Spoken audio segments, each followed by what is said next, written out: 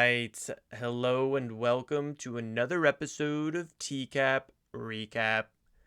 Tonight we are taking a look at Mr. Jesse Velez from the Hanson v. Predators show. And honestly, I'm choosing him because after going through Maurice Wollin's long-ass chat log, I just couldn't go through another chat log so soon afterwards. So we're going to be jumping straight into Jesse's footage, starting off with his little cameo in the news when his mobile phone store got robbed twice in one night. So this guy's, he's had some bad luck. Apparently he owned the shop, so I don't know how that worked, but he certainly doesn't own it when we meet him at the Sting House, that's for sure. But before we dive in, I wanted to run something by everybody. See, I really want a TCAP / Chris Hansen tattoo, but I spent a little too much money on tattoos this summer. Kind of went a little hard in the paint on the tattoos. So I'm thinking it might be a good idea to kind of set myself some goals for the channel and the tattoo. If I can get to 5,000 subscribers, then I'll get the tattoo. And of course, I'll show it to everybody because it's going to be a fucking awesome tattoo. How could it not be? But let me know what you think. Maybe 5,000. I might be aiming too high. I don't know if I can pull it off. Maybe I should lower it to like 1,500. But let me know what you think. And if you have any cool design ideas or if you think it's a dumb, stupid idea, I want to hear it. But anyway, we got that out of the way, so let's move on. Jesse Velez, 28 years old at the time of the sting, got busted in Fairfield, Connecticut, and he might be most famous for his decoy, who is often referred to as the 40-year-old decoy because he looks like he's older than Jesse. It leads to some very, very humorous stuff. Jesse... I'm sorry, I'm just thinking of the decoy. Jesse did get found guilty and got sentenced to 5 years with 2 to serve and 10 years on the RSO, which doesn't make sense to me. Why only put him on there for 10 years? It's not like after 10 years, he's not going to want to do it anymore. He's probably going to be like, fuck yeah, I'm finally off the RSO. Let's go. Or maybe he learns his lesson. What the fuck do I know? I guess we'll find out. Jesse Velez is also famous for his good cheer. He is just irrepressibly optimistic. During the interview with Chris Hansen, he's all smiles. He's conversating a mile a minute. He is thinking that he's going to get out of there, having simply learned a lesson. No police, no consequences, no nothing.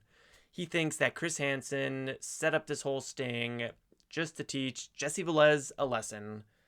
Much like the bald beaver hunter thought that Chris Hansen was a therapist and the whole sting was set up to get him in a room with Hansen the therapist so he could work on his problems of being a predator.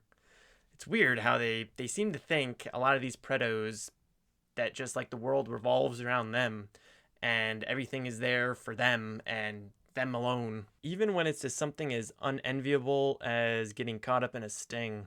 Anyways, let's dive into this footage of Jesse's interview after his store got robbed.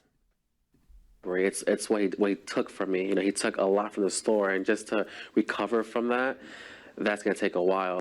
Look closely at the video, and you can see a police car with lights flashing rush past the store while the burglar is inside. Adding to the frustration, the store also has a motion detector, which for some unexplained reason did not detect the burglar during the midnight break-in, but worked perfectly at 4 a.m. The system alerted police. The cops showed up 5 minutes later, but by then the suspect was gone. This guy is intense. This guy is almost like another Chris Hansen. Like, he's got the dress down, he's got the intensity. I bet he could grill a few pretos if he really wanted to. And I thought my dream would be, I'll be running a business, selling phones, just being happy every day, coming to work, not to get a phone call at 4 o'clock in the morning saying, you're a burglar twice in one night. One burglar's When he says it like that, it just makes him sound like such a sad sack. Like, No, he couldn't just get burgled once. He had to get burgled twice in one night by the same dude who came back 4 hours later. Like, he just made it easy for this dude to rob him. Another thing is, was Jesse's dream really to sell phones? I mean, growing up, the kids in his class were like, I want to be a firefighter. I want to be an astronaut. And Jesse's sitting in the corner going, oh yeah? I'm going to sell cell phones, motherfuckers. Not that there's anything wrong with running a cell phone store, but it's generally not something that's a dream. Your dream is to like be a writer or a sports star. It's not to run a single cell phone shop. Plus, I have questions about how much of an owner of this store he really was. When they say store owner, they make it seem like he put his own capital in, he owned the property, he owned the inventory. I just don't see how he could afford all that. Was it like a franchise situation, or was he just the manager? I don't really know, and I don't care enough to do some research into it, if I could even find out. But enough of that. Let's get into the actual TCAP footage. All right, here we are. And one thing I like about Jesse's sting is that it's during the day. Just, it's blindingly bright outside, and he pulls up, strolls on in, wearing these bright-ass orange shorts and a t-shirt that's way too small. Like, those shorts are traffic cone orange. They just catch the eye, so he's not being very discreet. It's really funny to think that as Jesse walks past the garage to the front door, there's probably a dozen cops inside this garage just shooting the shit, waiting for him to walk in, and then they go and take their places. Like, oh, well, here comes another one. Let's get ready. Now, I've talked about how TCAP is fascinating because in these moments of truth, you see who a person really is. And they're also like a little self-contained narrative that contains everything you could possibly want in a great story. It's got love, lust, betrayal, courage, cowardice. It's got it all. And this particular sting features a lot of intrigue. Like, if Jeff Sokol's sting was war and peace, Jesse Velez's sting is more of an Agatha Christie novel, like And Then There Were None, one of her more famous books. I've never actually read it myself, but it's got a lot of mystery because he was going to walk into this door, see that decoy, and all hell will break loose inside the mind of Jesse Velez as he tries to figure out what game this guy is playing because he's clearly not 13. And should I still have sex with him anyway? Because he stays in the house, and as we'll see, he continues to like engage with this decoy who is clearly not a 13-year-old boy. But Jesse seems to think like, fuck it. Fuck him. I'll fuck him. Because he continues to move further and further into the house. Let's just take a look and see how this goes. He's got a very awkward gait. He just like holds his arms real tight at his side. How you doing? Good. Oh, it's chilly out. I know. Huh? Oh god, this is awkward. So Jesse, before he even enters the house, he knows something is up. You can hear the decoy says, "Hey, how's it going?" And he's trying to make his voice sound higher than it actually is, except it's very obvious that he's trying to make his voice a higher pitch. And even Jesse's faces, as he comes inside, he keeps on making these confused faces, like, what's going on here? And here's the decoy is getting ready for the acting of his life. He's like, this is it. This is my big break. I gotta focus and really nail this. If I, as a 35-year-old man, can successfully pull off playing a 13-year-old boy, I'll definitely make it big in Hollywood. How you doing today? My house is your house. Wanna come in? Come in. So where'd you wanna go? Want a water or something? No, this is the first time I met somebody. Yeah? Yeah. It's kind of nervous. Nervous? I know, I am too. You want a water? Anything? Yeah, please. Where are your parents at? They went away. They went away. I just murdered them with an axe and buried them in the basement. No, Jesse says, you can barely hear him, but he says, I've never met anybody before. I'm nervous. Bullshit. I call bullshit. I have no doubt that he's met people off like apps and such before. Who hasn't? But he's probably, whether he's met up with an underage person, don't know yet. However, he seems to sense that this guy, this decoy, this guy is not who he says he is, and starts kind of putting up a smokescreen saying, I've never met anybody offline before. So already he's kind of thinking like, I gotta cover my bases here, keep myself defended. What is it? Sorry? You good? Yeah. Here you go. So how old are you? 13. You're only 13. That's what they all say, you know? That's what they all say. So, where are we going? I don't know, wherever you want to go to eat. It's up to you. You hungry? Yeah. Where do you want to go? Doesn't matter to me. I'm not really hungry, I just ate. What the fuck was that conversation? So Jesse asks the decoy where he wants to go to eat. The decoy says, I don't know, up to you. Jesse says, are you hungry? The decoy says, yeah. Where do you want to go? And then Jesse's like, oh, I'm not really hungry. It's just such an awkward conversation. And like you can see the decoy is starting to thin out on top of his head, and he's starting, he's got the 5 o'clock shadow going on. He's got the physique of an adult man, definitely not a 13-year-old. It's just so obvious that this is something fucky. Like, Jesse should be bolting out the door right now. If I was going to meet somebody, if I was going to meet a woman for a date off like Tinder or something, and she was, my age, for example. So she's, she said she's 28 years old, and I show up and she's actually 50 years old.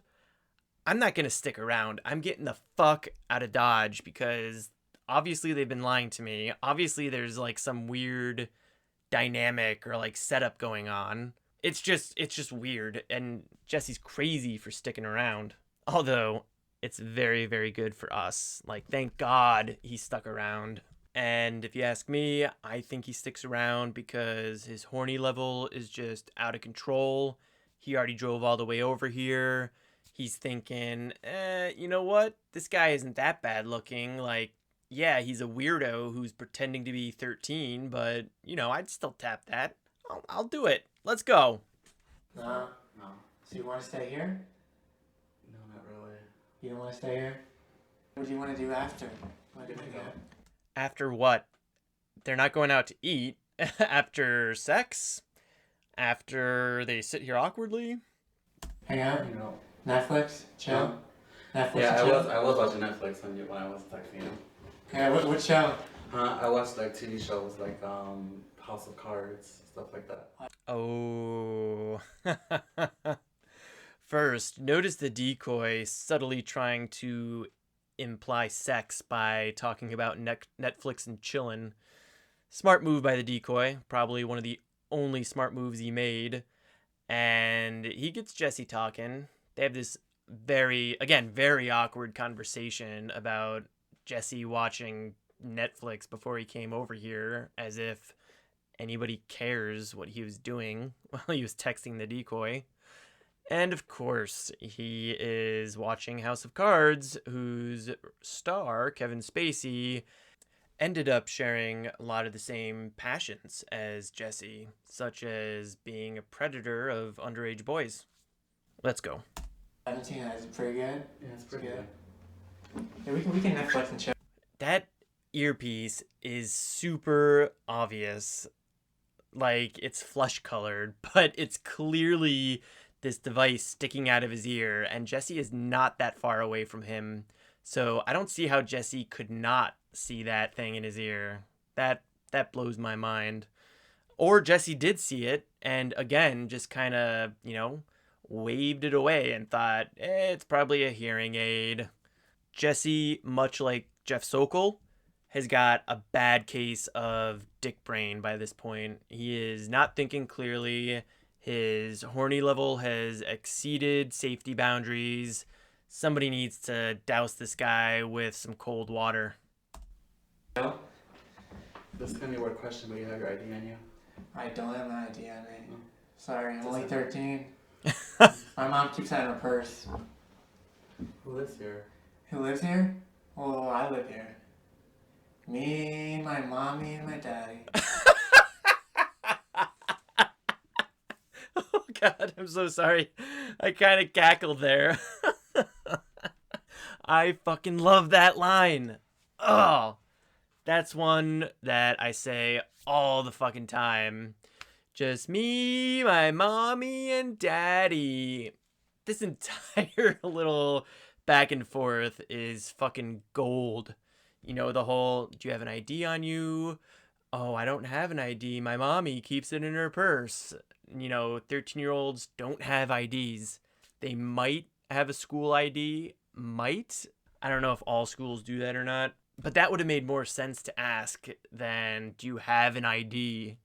What 13-year-old has a government-issued ID, Jesse? Dumbass. But the decoy is acting so bizarre that I just wish I could know what Jesse is thinking right now. I imagine he's got the angel and the devil on his shoulder, and the angel is saying, you gotta get out of here, buddy. This is no good. This guy, who knows what he's up to? And the devil's on the other side saying, "Hoo boy, we're gonna get our dicks wet. Let's go." It's a nice house. Yeah, they work hard. It looks like it. Yeah. Oh, he looks right into the camera. This, you wanna come look at this? This right here. This is my dad made this. Oh, he did? Yeah. Now, this is a key point in this segment. So the decoy sees Jesse looking around, and I guess he gets the feeling that Jesse might be getting ready to bolt, but I don't think Jesse's getting ready to leave at all. He's looking around this house thinking, yeah, this is a pretty nice house. I could stay here for a little bit. But the decoy he really wants him to come over here and sit in that stool so that Chris Hansen can come out and just start demolishing him. So he tells him, come look at this table. My dad made it. Oh. Pretty cool. Wanna come look at it? I'll take a tour. It's nice in there. He's saying, I'll take a tour. It looks nice in here. So Chris, who's we can see is rushing out of the back room in a hurry. He's all nervous. He's like, oh shit, he's gonna go. But Jesse wasn't leaving. He was getting up to walk around and come over to the decoy. Who knows what he would have done when he got over there, when he finally saw the whiskers on the decoy's face.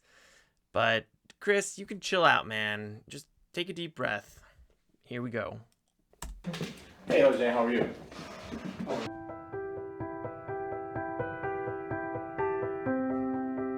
Take a seat right over there. Yeah. He calls him Jose. What's happening? Nothing. Yeah. Oh. What was your plan today?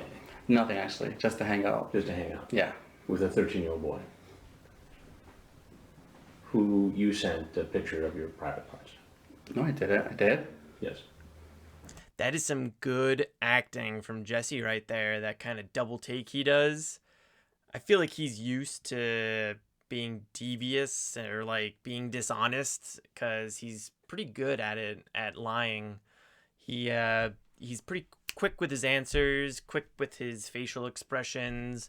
He handles this older man walking into the house, walking into the room pretty well. Better than most predos we see. Ooh. I didn't mean to do that. Ooh, was right. Yeah. Zing! I was I've been just chatting with him on and off for weeks. Yeah, I used to chat with random people on and off. I'd hang out with them. No, nothing's really sexual, to be honest. Nothing sexual. No. What's this? Let me see. Oh my God, I did not know I even sent that. Ugh. Yeah, I did not know that. Who was right? Chris just used the same joke twice in a row. I mean, it's a good joke. The first time it was funny. Ooh, it was right. But come on, Chris. It's like not even 30 seconds and you're dropping the same line. But wow, what a situation for a person to be in. You know, they come to this house, they think they're alone. The 13-year-old boy they came to meet is actually a 40-year-old boy. And suddenly they're getting their own dick pic shoved in their face. And I haven't seen Jesse's dick pics. I hope not to. But I can't imagine that it's like a particularly good dick pic. I just don't see that happening. But again, you know, all things told, Jesse is handling this series of unfortunate events pretty damn well.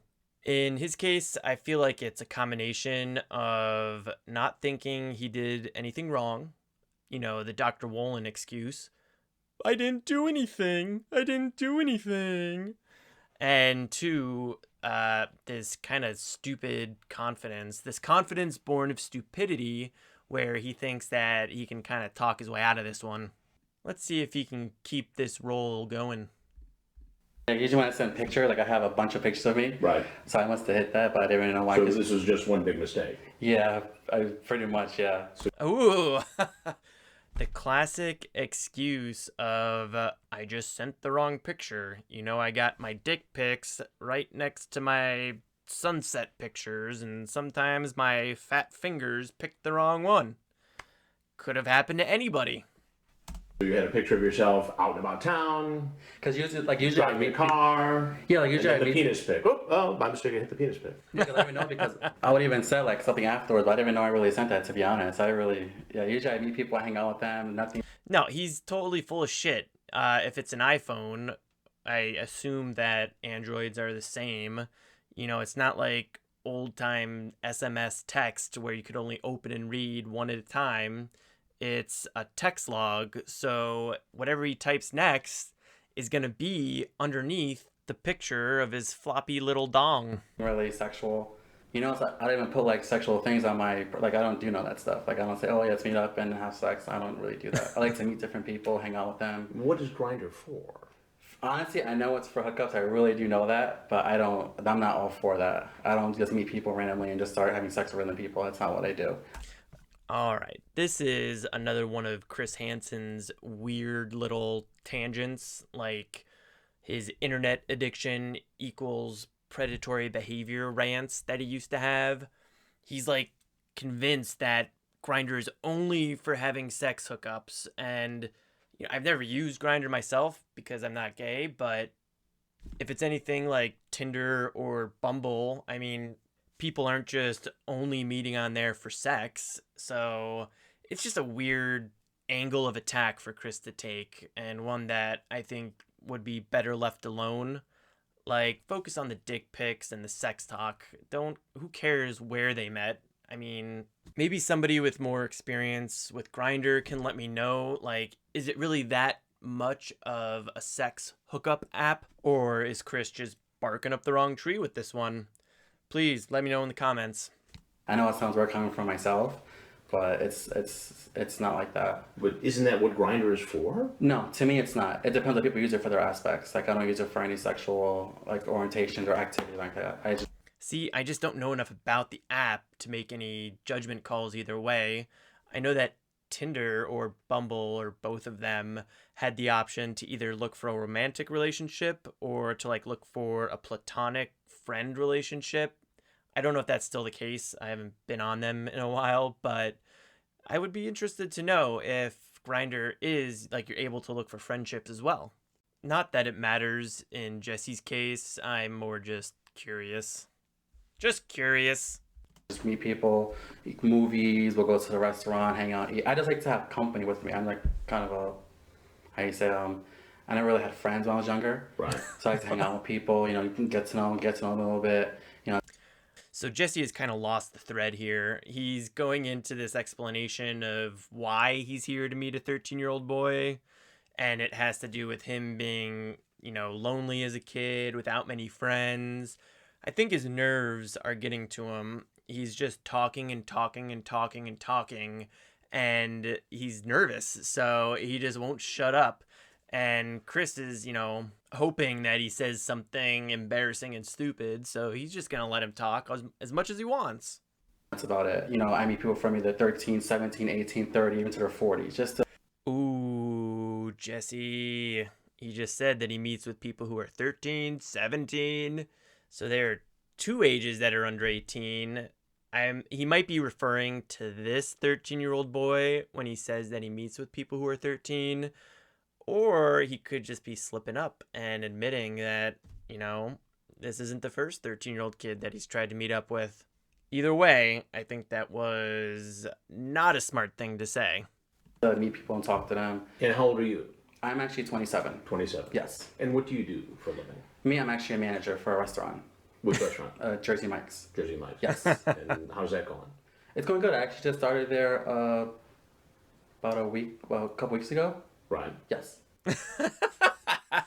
I love that Chris is asking him these inane questions, and Jesse is taking him seriously and being like, oh, it's going good. I started 2 weeks ago. I got trained in. I get lots of tips, blah, blah, blah. I make a mean sandwich. It's like, no, dude, you're getting interrogated right now for a sex criminal act. This isn't time to tell your life story. And also, shout out to whoever was running that Jersey Mike's, because they put in all that effort to train him, and then 2 weeks after they hire him, he gets busted on TCAP. Oh boy. At least they probably got a good story out of it. They put a plaque in the Jersey Mike saying, infamous predator Jesse Velez once managed here in this spot. Something like that, maybe more clever. But you see how this looks for you to come over and visit that 13-year-old boy after you sent him a picture of your I know, I didn't realize I sent that, and even when I came here, how did you not realize it? No. So Chris is going into the next stage of his assault. You can see when he took that deep breath and let out that sigh and looked to the side saying, you see how this looks.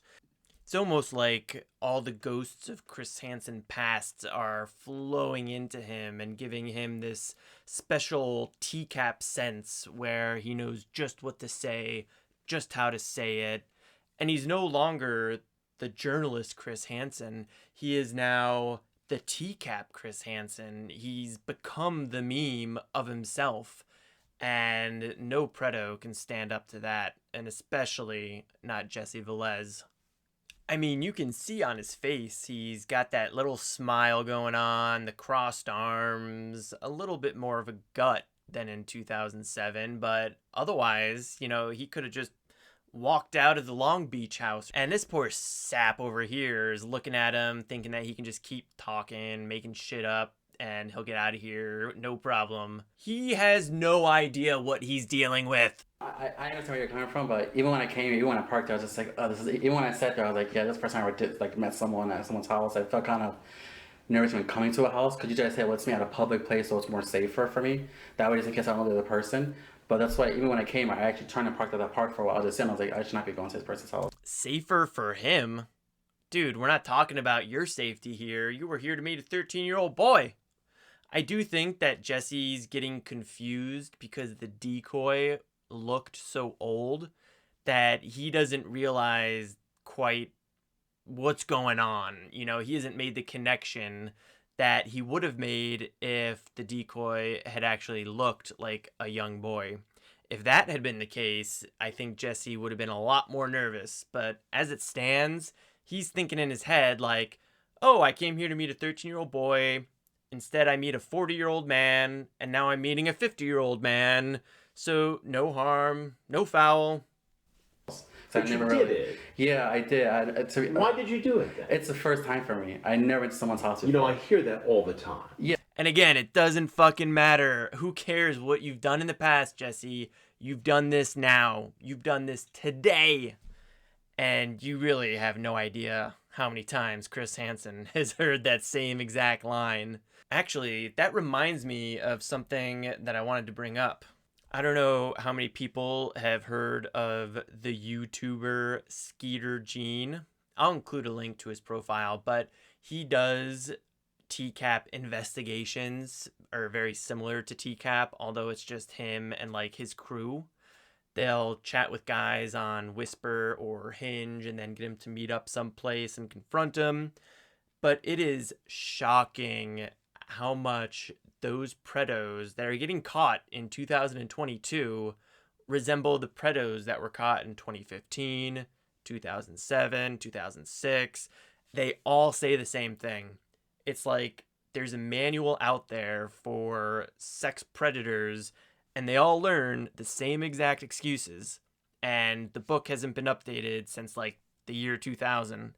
So they don't have any fresh excuses, no fresh ideas. But yeah, Skeeter Gene, he also goes by Skeet Hansen, and he copies a lot of Chris Hansen's mannerisms and phrases, but he does it with enough of his own spin that it comes across as more of an homage to Chris Hansen and TCAP rather than just like a mimicry of it.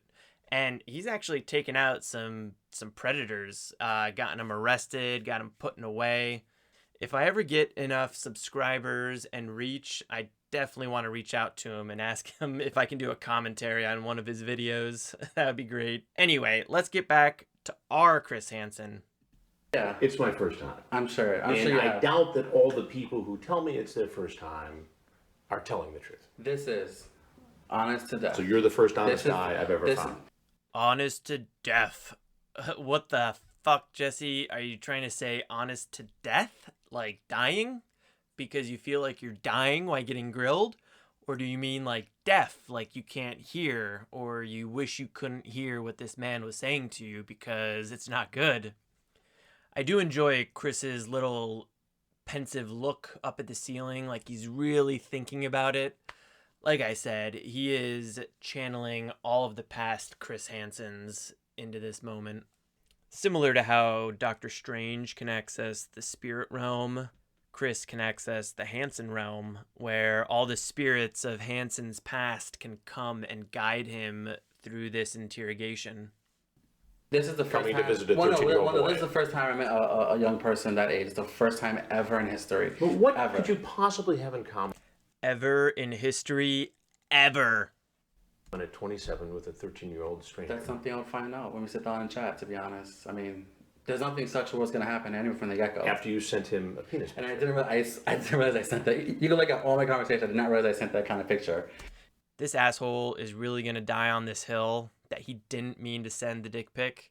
That might have flown back when we still had Razor flip phones, which were awesome, by the way. I loved my Razor until I threw it into a wall and it finally broke. But back in those days, it was easy to send the wrong message to the wrong person. I mean, I have firsthand experience doing that. It wasn't pretty. And sure, maybe I still send the wrong text to somebody very infrequently, but you know as soon as you've done it because the messages are all right there. Jesse, you insult our intelligence with this bullshit, and I won't stand for it. I did not So realize today that. you just So say one big misunderstanding. Let's say, like for example, like say like I was gonna watch a movie with just like an ordinary conversation, like homo, like friendly type thing. It wasn't gonna be anything sexual. Even when we were chatting, What the fuck is he even saying now? He's just nothing sexual. Nothing sexual. Doesn't even know what he's saying anymore. I never said, "Oh, hey, do you want to have sex?" Because that's not the kind of person I am. I don't want to throw myself out there like that. That's not what I am. So his point is that that's not the kind of guy he is. It's not that he was planning on having sex with a 13-year-old. It's that that's just not the kind of guy he is. But if he was that kind of guy, then yeah, sure, he'd be fucking everybody, 13-year-olds included. This guy is kind of sick and twisted. He offsets it with this bozo-like exterior that it's tough to take seriously, but he's a creeper. But if you're his parents, are you going to be comfortable? I have a 16-year-old friend. I do. Yes, I do. That's a pretty big age gap. It is. It is. But at this state. But you know what? But there's nothing wrong with that because to be honest, I have friends that are 16 to 30. We all hang out. You know, there's no drugs involved. Obviously, I don't do any drugs. But we all just conversate. I mean, there's so many similarities from other people. Hey there, Jesse. Slow down. Don't start disparaging drugs in front of me, okay? You're saying it like it's a dirty thing or something. Drugs are just things. It's how you use them that matters. He's also chosen a pretty bad defense strategy. His strategy seems to be telling Chris about all the other underage kids that he hangs out with, nothing sexual, as if that makes it okay to hang out with this underage kid. So, overall, you know, he's not doing a great job. But it doesn't matter what age to me. You know, so some people look at it as more like a pedophile thing or something like that, but that's not what I am. You know? Some people would look at it as a pedophile thing, but not me. And that's what matters. Fuck off, Jesse. I do like that little callback to Maurice Wolin, though. Age is just age. It doesn't matter. We've heard that plenty of times, Jesse. Plenty of times. You're not the first. I go around looking for, 10-year-olds, 13-year-olds. No, that's not who I am. That's not exactly But who you I am. see how this looks. Yeah, I definitely understand that. That's why I didn't want to walk to that door. A 27-year-old sends a penis Yeah, picture to I a know. 13-year-old. Yeah. And then comes over to just hang out. Yeah, I know how it looks. And I wasn't even gonna walk. Something told me don't walk through that door. I swear something told me do not. Well, walk why'd through you that do door. it then? I don't know. I wasn't gonna walk through that door. I really wasn't. But I don't know. Even when I saw him, I looked at him. I was like, this doesn't fit. I mean, I hang out with people outside of their home because I wouldn't want myself to be in someone's home that I really don't know. He is just going off on random tangents at this point, but he is maintaining that smile and good cheer throughout. He continues to act like it's just a big misunderstanding, and Chris understands. Chris understands what he's saying, even though Chris does not, and Chris is just tearing into him. He seems unable to recognize the gravity of his situation. I never meet someone at their home. That's why I felt weird. Even, I So parked this at is the- just one big misunderstanding. This is the and biggest. the first time you've this is ever the had biggest such I ever a walked in someone's misunderstanding. house. To be honest, because at my house, I don't like people come to my house. Well, I can't because I have a big patio outside, and I have my neighbors that come outside with me. So I would feel safe because I'm not by myself with that person. So at least people see me with this person. But me coming here, like I parked at that park right there. Right. I sat there for like 5 minutes, and I parked at the park because I was gonna make a U-turn and just go because I don't like coming to people's houses. Because there was one time where one of our friends was to his friend's house and it didn't really go as they were gonna say. When he walked in, there was actually an ambush. It was two older guys and a woman. They beat him up. It was like people that they're looking for. It was a setup. Yeah, well, not like this. Like I guess they wanted to just beat somebody up. So that's why I don't come to people's houses. I rather. They just wanted to beat somebody up. They left his cash in his wallet. No problem. They just wanted to beat him up.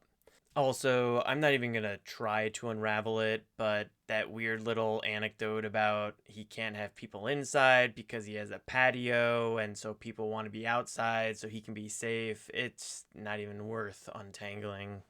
Meet at a sandwich shop, at a Starbucks, just so we can sit down and conversate. It's nothing really sexual out of the ordinary. Do you live by yourself? No, I live with my 3 dogs. What did he just say? Is nothing sexual ordinary? He also likes to say conversate.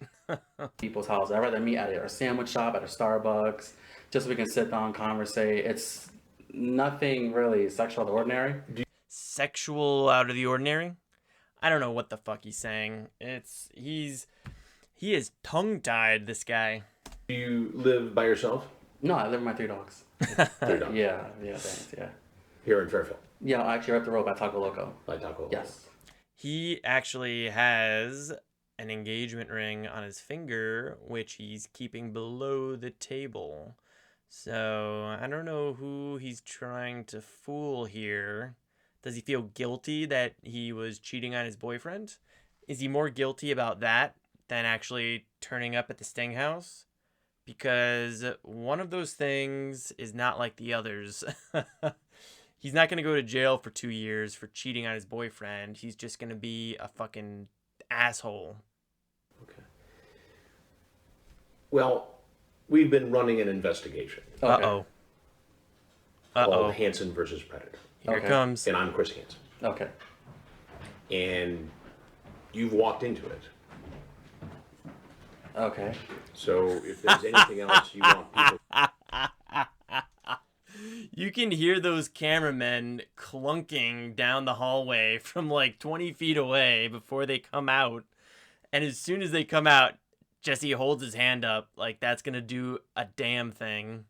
To know. I'm not. So apparently Chris Hansen's son was one of the cameramen in this series, the HVP series. And I wonder if that's his kid that was in the back that you can see. I'm not. I wonder if this is Chris Hansen Jr. over here. I can't remember where I read it, but I'm pretty sure that Hansen Jr. was running one of the cameras. I'm not. I'll just see the kids. There's that ring. Now he doesn't give a fuck. He's showing the world the ring in an attempt to cover his face. But I like how Chris now has cameras coming out from both sides, so there's really no way for the Predos to hide. They can't, like, put their hands up and block both the cameras. They'd have to pull a Schumacher and pull their whole shirt over their head. But Jesse can't do that because his shirt is way too small. I'm not. That's not who I am. That's not who I am. Honestly, that's not who I am. That's not. There's Ron Knight back there. He's got his eyes on Jesse, just waiting for him to make a move so he can karate chop him. Not me. Can you take the cameras off me, please? I can't at this point. No. Can I leave? You can leave right out there. Okay. This is very awkward and very embarrassing for me. I'll talk to you in private if you like. I can't turn the cameras on. Okay. I love that Jesse's worried about this being embarrassing and awkward for him, as if that's the biggest issue right now. I mean, I'll answer any questions for you, to be honest, because I'm not. Well, you have. This is not what it seems to be. This is not what it was going to be. So I want everyone to know that's actually seeing right now. It's not what it was. I'll have to hang out with somebody. Nothing sexual to that nature. It may seem to other people it was, but to me it's not. Because if it was to that standard, I would have actually texted the guy, "Hey, let's meet and let's do this, let's do that." But it wasn't. I just sent him a picture of my dick. Nothing sexual. Very, cordial what I say. I'm very blunt, so nothing was sexual nothing sexual to that nature. But to be honest, I can't listen right now. I'm not walking to my house. And what? I'm not walking to no one's house ever again. This is the first and last time we're doing that. What's the lesson? We have another Predo taking the completely wrong lesson. There is a long and storied history of these predators learning that they shouldn't talk to girls online, they shouldn't talk to people online, they shouldn't show up at strangers' houses, but very rarely do they learn the lesson, don't go after minors for sex. Here, Jose. The lesson here is don't walk into no one's house that you don't know who actually even lives there. That's to be honest. Don't do the same thing to other people that you wouldn't want done to you. Would you But want you did someone? it though. Yeah, because I walked to someone's house, but I never allowed people to come to my house. That's the thing. I never allowed. It's okay because I'm not even ashamed to do this. Don't let people walk into your house. Why would you go to theirs? Because you don't know what to expect to that nature. I don't know what the fuck he's talking about, but he should be ashamed. He should be covering his face. And who the hell does he think he is, pulling out the golden rule of treat others how you want to be treated in this situation?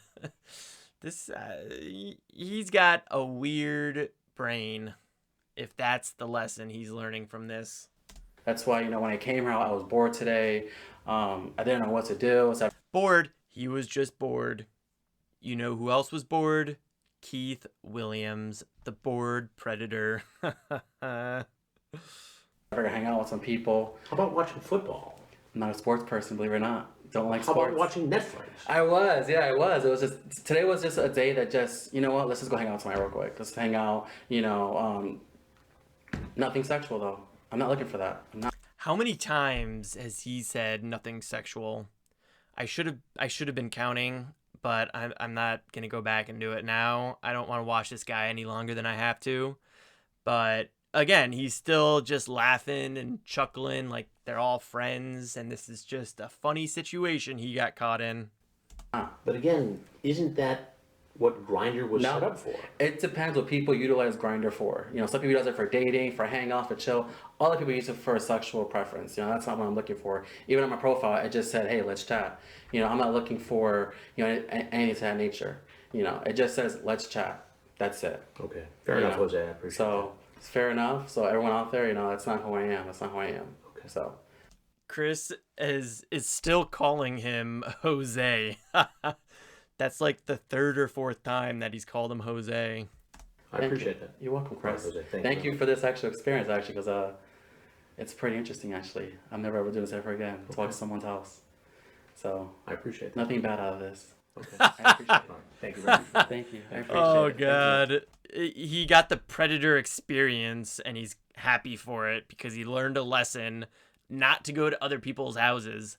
And then he shakes Chris's hand, and I gotta say, Chris is more of a man, not more of a man, but just braver than I am, because I would not be touching those hands. I can tell they're sweaty hands. You can look at the guy and know he's got ocean hands, just dripping sweat. Oh, where's the exit? Right there, straight ahead, over there.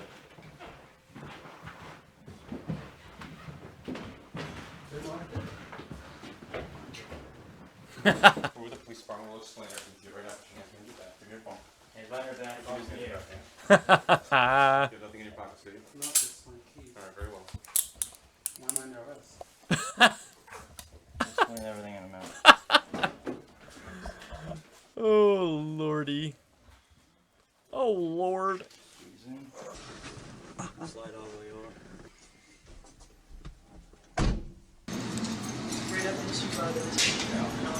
Now that right there is a picture worth having on your wall. With the pockets out, looking sad as shit, finally realizing what's going on. They probably gave him the talk on the way over, the drive over to the station, like, yeah, dude, that wasn't just like some fun experience. You're gonna get fucked. Face forwards, eyes open. Good. Good. Face the wall. Jesse, what's your last name? Velez? You got through everything? Yeah. I know this is upsetting, and trust me, I'm not mean. You know, I'm not sitting here in judgment of you. I'm just trying to understand what happened today, and that's all. That's all we're trying to do. Too. Okay. You read everything thoroughly? Yes. Okay. So, good job by the interrogator. She's really nice. She can recognize that Jesse is in distress, and taking the hardball approach isn't going to work. You know, when you get Jeff Sokol in that chair, you take the hardball approach because he's a real dumb, hard-headed motherfucker. Jesse is a little more sensitive. You know, he's still confused as to why he's under arrest. He's, you know, what did he do wrong? So she hands him the toilet paper and just starts being the, like, nice mom figure. Like, hey, man, I'm just trying to help. Why don't you tell me why you think you're here? Why you think this whole thing happened? Because I was stupid enough to go on the app and chat with random people, and I met one of them, which unfortunately was underage. None of that is why he's here. He didn't. Going on the app, not illegal. Meeting up with people, chatting with people you don't know, not illegal. Sending a dick pic and showing up for sex to a person's house who you know to be underage and alone, that's the crime, Jesse. That's the crime. Nothing sexual is going to happen with any of them that I meet today, just hangouts or whatever. And unfortunately, I went to their house, which I shouldn't have. Okay. And I've never done that before. Usually I meet them at Starbucks, just so I feel safe at the same time. But this time I did it. Okay. All right. Well, that is the end of Jesse Velez, his uncut segment. If you made it this far, thank you so much for your time and for watching. It is an honor and a privilege that you give me your time to watch my content, and it's amazing that people enjoy it. So I love making it. I'm going to keep cranking these out, and let me know if you have any recommendations, any criticism, comments, whatever. Put it in the comments, and I will catch you on the flip side.